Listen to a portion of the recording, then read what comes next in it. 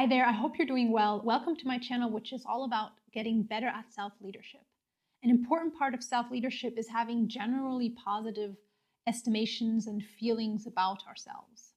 And this is something that many of us struggle with. Unless we are incredibly skillful, smart, beautiful, strong, or whatever is important to us, we don't feel worthy and positive about ourselves. How can we change this so that our self-worth becomes more stable and resilient? Self-esteem has a long tradition in psychology, and in general, it answers all questions pertaining to our estimation of ourselves and our worthiness. This question, am I a good person? Self-esteem is high when we measure up well against a certain measuring stick. Like saying, out of 100 possible points in a certain skill, I have about 90 to 95, and that makes me best on our team, capable, and a worthy person. This kind of self-esteem has many disadvantages, though.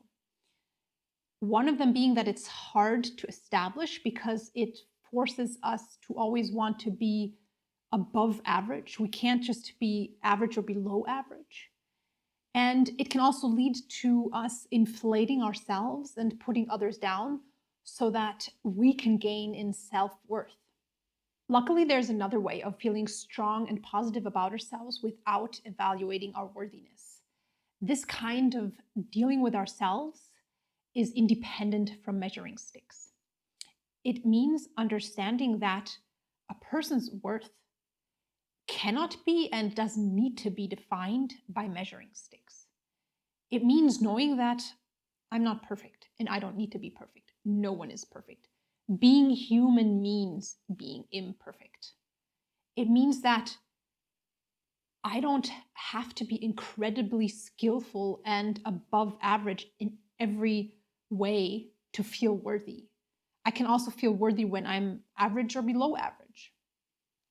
It means understanding that I don't have to push away what I don't like about myself because I can lovingly accept it as the current reality.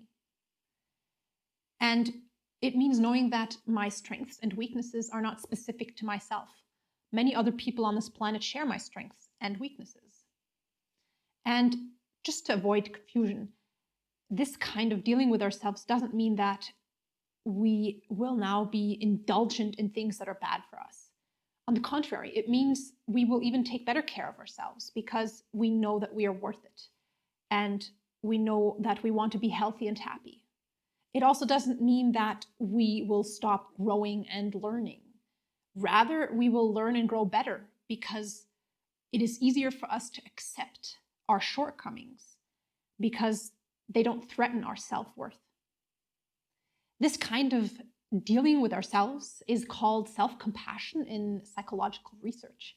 And many other amazing qualities have been found in people who have managed to develop this kind of self-worth. Like they are more emotionally intelligent, they are happier, they are more satisfied, they are less self-critical, less anxious, and less depressed.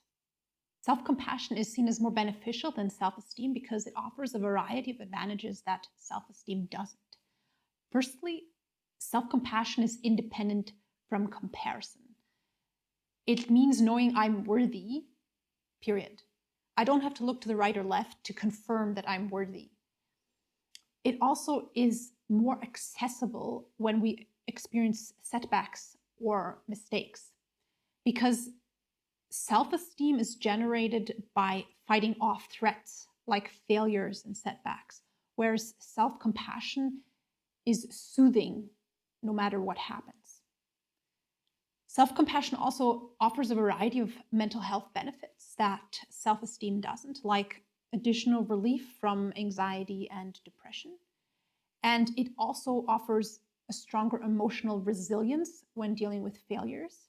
It makes self-worth more stable because it's independent from success and failure. There is no I'm a loser in self-compassion because we know that we all make mistakes. In self-esteem, we can feel like winners or losers, depending on if we've succeeded or failed. Also, self-compassion makes it easier to look at all the aspects of our personality, weaknesses and strengths, because they don't threaten our self-worth. And this makes it easier to accept feedback from others and to accept responsibility for our own actions. Self-compassion is the ability to feel at peace with the fact that we're not perfect and that this is not a reason to feel down. So please remember, you are worthy no matter what. Take care. Please leave a thumbs up for the unconditional worth of all beings. And subscribe to this channel. And I look forward to being in contact with you again soon.